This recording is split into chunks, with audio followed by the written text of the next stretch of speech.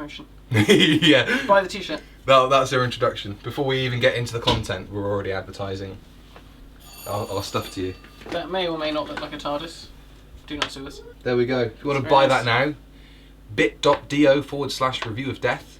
Put a link in the description below. Yeah, and here's some photographs of the stuff you can buy on there. Do it.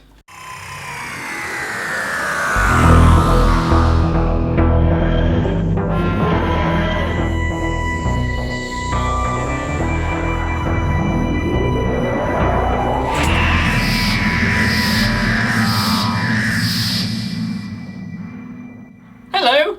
We're back! It's been a long time since we've done one of these videos. How long has it been? I feel like we open up every single video like this. It's been a long time. I mean, it's been a long time because there's been no Doctor Who on. When was the last one? Christmas. Well, we did a. Oh yeah. Oh, well. When was the last time we actually met up to do videos though? When you came to my flat. Yeah. And that was like in the summer. Mm. In the summer of. Of '87. Yeah. Yeah. Shit. Okay. It's been a long time. Yeah. A But long time coming. we're doing the videos again now. Because Doctor Who's coming back on. Yeah, so we thought, why not come back with Doctor Who? And so today's video, we're going to run through a portion of the episode guide for Series 10, give you our thoughts and feelings on each one. And this may be split into two videos, so you'll get episodes 1 to 6 in this first half, and then episodes 6 to 12, and then a Christmas special one. Yeah. Yeah, in the second half. So episode 1, the pilot, as of recording today, it's coming out tomorrow, although you're hopefully seeing it earlier on Saturday. Fingers crossed. So yeah, you should be seeing it this evening. Yeah. Written by Stephen Moffat and directed by Lawrence Goff. Chancellor Goff. Goff. So basically it's the opener of the episode. There are Daleks involved. Yeah, I think they're only in it briefly. As are the Movellans. Yeah. Very Apparently, briefly. blink and you'll miss it for the Movellans, which I'm actually glad about. I think someone asked a question like, "Oh, what do you think about the Movellans? Should they be in it more?" I was like, "No, they shouldn't be in it more because they looked ridiculous back in 1978 or whenever it was, and they look ridiculous now." So. I think, and somebody else asked a question about what do you think about all the references to like classic Doctor Who in the show nowadays? Yeah. And I sort of feel like it's a bit much now. Yeah. And to have the Movellans in there as like a key role, as a key villain, would be a bit overkill. You know, it's like they don't need. That's another fucking question as well. I think it's a nice little wink to the fans, particularly if it is just a blink and you'll miss it cameo. Yeah. But I do agree that it's funny how like back in the Rusty Davies era we were like, oh, wish they'd like make nods to the old series a bit more rather than just this and that. And now it's stop. And then it's like, wow, it's like, you know, he's got a tub full of sonic screwdrivers on his desk, which I actually quite People like. would have shit themselves 10 years ago if that was on screen. They would have gone, what? Mind blown. That would have been incredible. But now it's like, even though like seeing that picture of Susan on his desk, like now it's sort of like, okay. Yeah. It doesn't seem to have. It's not as special potent anymore as it would have been. I suppose with what you said earlier, that may or may not be happening. The whole thing about Chibnall not wanting returning monsters. That's the rumours that he wants it to be really fresh and new creations. Which would be nice because it would get back to that. It would be special every time little things are mentioned, little drips and drabs of information. Should we talk about Bill? We've seen a lot more of her now. Do we have an approximation of how she's going to be? I don't know. I mean, I've read lots of interviews with Pearl Mackie. If you haven't bought Doctor Who magazine for this month, get it. It's good. It's a good one. She seems lovely as a person. Obviously, I can't really say anything about the character yet. I mean, I didn't go away from the original announcement skit thinking, oh wow, I can't wait. I was a bit like, ooh, I don't know, she's going to be a bit grating. My opinion of her is definitely improved, and that might be because she's spoken personally more about the show. I think you're right, and I think in more of the more recent trailers, she doesn't seem like she's going to be completely irritating or anything like that. So I'm looking forward to seeing what she's going to be like. I've got high hopes for Bill. Definitely. Nardole? Well, because my opinions on him has changed quite a bit. My opinions have changed on him too. You know, I think once we had him in Husbands of River Song, and it was like, oh, he's going to be in this story, and he's going to be in all of Series 10. It's like, why on earth would you do that? But he was quite different he was very different in the Return of Dr. Mysterio. You know, the character was a lot more subtle. And And there's obviously something else. If you read any of the stuff about the character for this series, there seems to be more to him than meets the eye. There's He's obviously the Valiard. He's That'd the be Valiard. amazing. He's the next Doctor. Oh God! No, don't. I don't know if there's like some sort of a Watcher situation going on. Or Maybe he's the way there. he stands like the Watcher. You can imagine him in the. Didn't somebody make a meme of that? Where Nardole's the Watcher standing across from the motorway. Yeah. That was great. So yeah, I mean, I'm intrigued to see how that all pans out and how that dynamic between the three of them works. Yeah. It's still quite strange. Yeah. You know, I still, when they had that Time for Heroes trailer, the first one that was specially shot, I was still watching it. It's like, oh, you know, it's Doctor and Bill, and then he's Nardole there. in the background. It's like. He does seem a little like we made a joke about it on the cover of Doctor Who magazine that he looks like an afterthought on the promo image. And that's the thing. He sort of seems like he's just sort of there. So I'm looking forward to seeing how they work him into the to the story. And I think this obviously be a bit of an arc to see where he goes. Yeah. But who knows? It'd be a very different dynamic to anything we've had before. He's a lot less grating than initially I thought he would be. But then again, he's only been on screen for a total of, what, 15 minutes over the last 2 years? Or whatever, how long it's been. Yeah. So I think it's going to be one of those things, he'll be very Marmite. Yeah. Especially after the first episode goes out, people will go either, this is going to be a real slog series if he's in it constantly. Yeah. And I think other people will just go, squee. Yeah. Oh my God, he's the best. The promotion for this series has been really good. Really good. They've definitely stepped their game up. Somebody asked, do you think they've got more of a budget this year? I think that was one of the questions on Twitter or maybe Facebook. I think that we were saying before we started recording, I think they're better distributing the budget, maybe. Or possibly because there was no series last year because they couldn't afford it. That's not the official story, but it's, you know, all signs point towards the fact they just couldn't afford to do it last year. And spun that whole National Moments thing, which was hilarious. I think that although they're quite happy to interrupt national moments like the rugby and like the football with Doctor Who, so I think that they seem to be managing it a lot better. And you said, can you remember what they did for Series 9? No. And also we were saying it might be a bit of a weird thing though, because obviously Moffat's leaving at the end of the series, and obviously Peter's leaving at the end of the series, which to me, it's odd that they're putting so much emphasis on this being a reboot and this being a new thing when next year is going to be they'll all be gone. Biggest reboot since Series 5. Yeah. You know, I think everything's going to change. The logo will change. Thank God. The title sequence will change. Thank God. The TARDIS might change. I hope the exterior changes at the very least. That is what I really want to see change. I want it to be more like a classic police box. I want them to just get Clayton Hickman in and just, you know, he knows everything about TARDISes. Put his perfect TARDIS together. Although that would be quite a good thing actually. Let's see if we can get Clayton to do that for us. Yeah. Photoshop your perfect TARDIS using elements from different police boxes from years gone by. Yeah. So I mean, even that big canvas they put out, I think it was only yesterday or the day before they put out, that looked really good. I really like that. And it was nice to see that sort of public image. You know, there were lots of people obviously around on the South Bank when they were doing it, or on the bank of the River Thames, wherever it was. And I think there were kids on the front row of the ages that like they should be reaching out to, but don't appear to be watching the programme at the moment. Or if they do, they don't have Twitter yet, so they're not being aggressive about it online. Give it a couple of years and maybe they'll get to our point. Maybe they can usurp us when we start going grey. But yeah, I'm really happy with how it's been coming across online, and there's clearly a lot of movements to do stuff during the show's run. It just feels fresh. I think the thing that I took away from Series 9 was, like, the trailers was, like, the main tag was, oh, you know, just the Doctor and Clara, same old, just the Doctor and Clara Oswald in the TARDIS. I was like, yeah. I think Stephen Moffat even said that was bad, that we used that line because it was like, all right. Yeah. Yeah. Well, I won't bother then. Yeah. So I think it just feels fresh. It feels new. Obviously, it's a bit funny that it's happening right at the end of an era. But I think I really hope it does fingers crossed, does something good for the series. And I do hope that the viewing figures pick up compared to last year, when they started to dip. Right, episode 2, written by our old friend Frank Cottrell. Oh, God. Are you wondering what I was doing there? What are you doing? Smile, which is, again, directed by Lawrence Koff.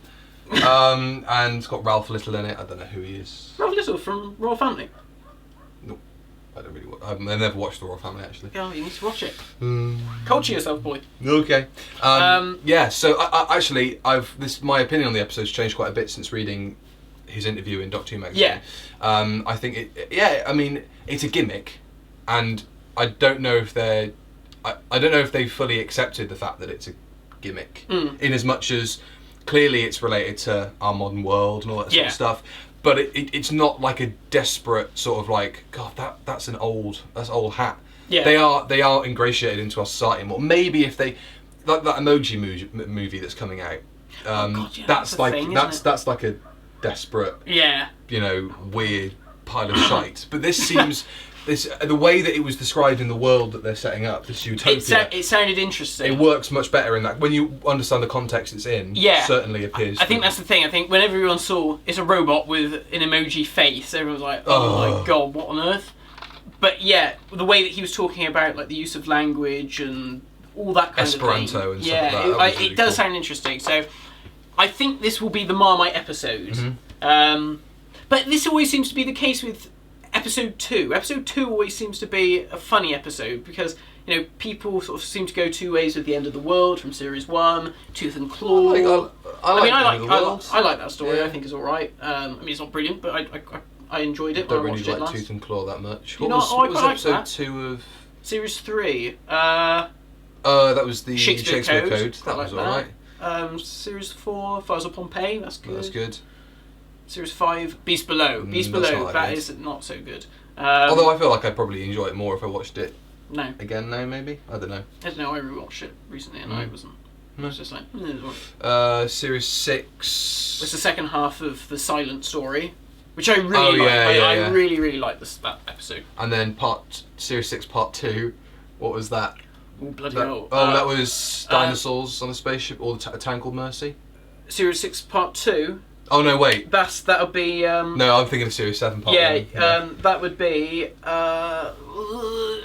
Night Terrors. Is either Night Terrors or the God Complex? I think God Complex is. That comes second. God Complex isn't it further into the series? So it's Night Terrors, I think, which again is okay. Right. What else have we got? And then I think it's Dinosaurs on a Spaceship. It's Dinosaurs on a Spaceship, which I quite enjoy. That's all right. And then Series 7 Part 2. Although you don't like to, I can't remember. Do you like to separate them as? I don't see. No. I like to say it's Series 6 and it's Series 7. Yeah. But actually, when I was rewatching it this time, I was like, yeah, it does feel like two separate series. It is certainly. Yeah. So I concede to you. You were right. What else? So what's Series 7? Is that? The second half. The second half of Series 7. Bells of St. John, and then it's the Rings of Akaten. Again, that's another sort of. Do you like that story? I like the story, yeah. It's all right. I rewatched it recently. I remember that getting really shat on when it first came out. I rewatched it. I was doing my ironing and I was watching it, and I thought actually it's all right. It's quite a nice little story. And then 8 is Into the Dalek. Yeah, I like that. That's good. That's a good story. 9 was the second half of Magicians, which is familiar. That's good. I like that. If you don't pay attention to what's being said on screen and you just enjoy the Daleks and enjoy Skaro and you enjoy Davros, if you mute it, it's quite nice. Yeah. I think all the stuff with Davros and the Doctor is very nice. It's excellent, yeah. Apart from the eyes. I'll never get to come to terms with that. I think it's just funny. Yeah. I just laugh at it now. I don't feel I can get aggressively angry about it anymore. I think it just makes me laugh. I think if they'd have made his eyes like yellowed and horrible and ancient rather than he's got lovely eyes. He's got lovely puppy dog eyes that are like welling up. This is the episode 2 spot. I think generally seems to split people's opinions, and I think this will as well. I think either it'll be people going, "What a clever idea," and then people going, "Well, I mean, it's not that clever, but yeah, it was a good episode." But it'll be interesting because we haven't really seen much about it other than it was shot in Valencia and it looks lovely. That's sort of about it. But so I'm interested to see how that goes. Thin Ice, written by Sarah Dollard. Bet Big Finish are pissed off. I know, I thought that. I was like, no, for fuck's sake. You think they might go, because she said in her interview she's looked up previous stories that had taken place during the Frost Fair. You think, well, did you Google the Doctor Who Thin Ice? Yeah. Because that's got quite a storied history going back to the unaired series, whatever it was, season 28, 27? 27, yeah. 27. So yeah, Thin Ice. I'm really looking forward to this one. Oh, it was shot up the road from me, so that's good. Oh yeah, it was, wasn't it? Yeah. You were there. I was there. Pearl Mackie stood on my foot. In these shoes that have absolutely no cushioning on top of them whatsoever. Claim to fame. What did you do? With her did you go heels, her Edwardian heels that fucking hurt. She went, oh, sorry. I was like, it's alright. Ow. Yeah. Claims direct. I should do. She'll be making lots of money soon. Yeah, so Thin Ice. I mean, it's a big snake under the Thames, apparently. Maybe the Scarrison. No, of course not. We can dream. I Fantasy like booking. Because Peter Capaldi punches a man in the face. Oh yes. And I'm hoping that like some side of fandom, like the younger fans who have grown up with the news, are like, the Doctor punching a person. Oh, what's going on? I hope some of them are going to go, yay! I think it'll be exciting. I love it. I mean, it's been so long since the Doctor's walloped someone. Oh, in the interview with Sarah Dollard, she said that it doesn't sound like it's a bit of a cop out, like with Victory of the Daleks, where he was just trying to subdue him. Yeah. She said something like, he gets angry. Cool. And I was like, yeah, good. That's what he should have done in Face the Raven, or Heaven Sent. He should have just punched the bird in the face. Just smacked people. Or no, actually, wait. In Hellbent, he murdered one of his own kind. So that's sort of balances out. I just want to see him punch that bird. No. as it barrels towards this thin eggs, uppercuts it. That would be amazing. Knock Knock, written by Mike Bartlett, and directed by Bill Anderson. Guest star David Suchet. Oh, he was very pleased to be in Doctor Who. I couldn't believe it. Well, my dad was like, "Do you know David Suchet is going to be in Doctor Who?" I was like, "Yeah." Cool. He's like, "My God." He said, "That's impressive." Like, Now, is this the one with the wooden lady in it that's been appearing in? And like the little woodlousey cockroach creature. Yeah, because I when I read the synopsis initially, before any of the official stuff came out, I heard Stephen Moffat reference, your floorboards creak because there's giant woodlouse under them. I was like, this will be a good one then. So yeah. I mean, other than it's got David Suchet in it. It's hard to say. There's nothing really remarkable about it, apart from the fact that Mike Bartlett's never written for Doctor Who before. That'll be interesting to see how that goes down. Yeah, the wooden lady looks cool. Yeah, although she looks remarkably similar to the one from Doctor the Widow in the Wardrobe. Yes! Oh God, yeah. Episode 5, Oxygen, written by Jamie Matheson. Now this is meant to be the scary one. Good. So... Is this the one where all the... You're about to be exposed to the vacuum of space? Is that where all that stuff comes from? Because there's shots of them in... Suits, aren't they? Yeah. There's a lot of spacesuits in this series. Yeah, deep space, space station, oxygen is sold by the breath, spacesuits. Yeah. It sounds cool. They've been raving about this one. Because it was meant to have a monster in it that Stephen Moffat thought was the best idea ever. And then they couldn't get the idea to work, so they've gone for something else. But he said it's still... That's a great way to advertise it. It's like, he wrote this thing that was brilliant. We're not doing that. Here's something else instead. What did Jamie Matheson write? Did he write the one that I don't like? Did he write Mummy on the Orient Express? Yes. Oh no, he wrote Did he write Flatline? Hang on, let's check. Or did he write both of those? Because he wrote two, didn't he? Oh yeah, he wrote one that was like that I really liked and one that I despised. You liked Kill the Moon. Did he write Kill the Moon? I like Kill the Moon.